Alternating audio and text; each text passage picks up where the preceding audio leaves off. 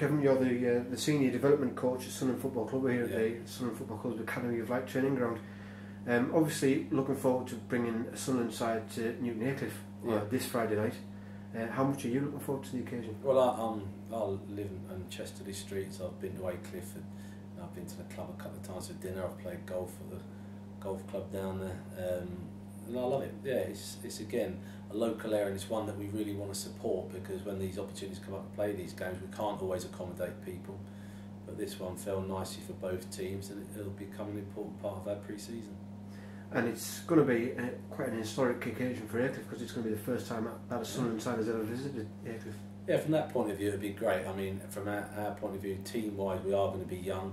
You know, people are aware that the first team and a lot of our development players have gone to career, so we will be young, but nevertheless it's still a Sunderland Football Club team, and it's still be one that we'll be going out, you know, expecting to win or wanting to win, but we do realise also it will be a tough game as well.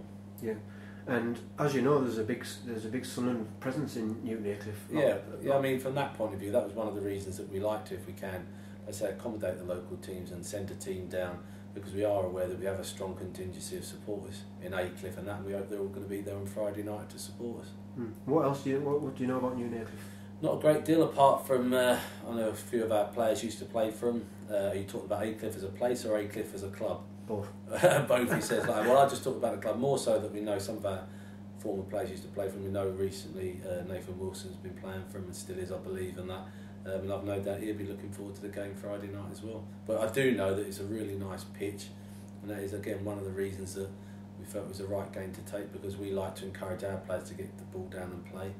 We're aware that Alan likes his teams to do that as well, so again it should be a good competitive footballing game. You touched on it before about it being an important part of your pre-season preparations. It is going to be a young side, but it is still game time for them. It's important. The way we look at it is, in terms of do we want to win the game, well, most definitely, like we would expect Aycliffe to do the same. But our main priority is the conditioning of the players, you know, getting their tactical and technical awareness back to how we like it. Game time, like I say, is vitally important. We'll be looking to build them up to 60-70 minutes in this game, and it's an ideal opportunity, like I say, for all our players to get time on the pitch. And just a little bit about yourself. You know, your role at the club has changed slightly. You're now the senior development coach. What does that mean? Because of the new EPP rules, the terminology of a lot of coach staff have changed. I've moved up from my role as under-18 coach to technically really the reserve team coach or reserve team manager, but then the title to that now is senior development coach. It's great. It means I tend to take now more 18 to 21, obviously with first team players dropping down if the manager wishes so to play in the reserves. I think we're only allowed 3 over age though, so there is that opportunity as well. If we have to arrange any sort of other games, you know, on top of like our league programme, that's my responsibility, and obviously if the manager wants players to play in that, obviously I'll liaise with him. So it's a more role with more senior players, but again I love doing my role with the youth team, and it doesn't mean I'm going to lose touch with them, because I won't, but it just means I now take the next age bracket up.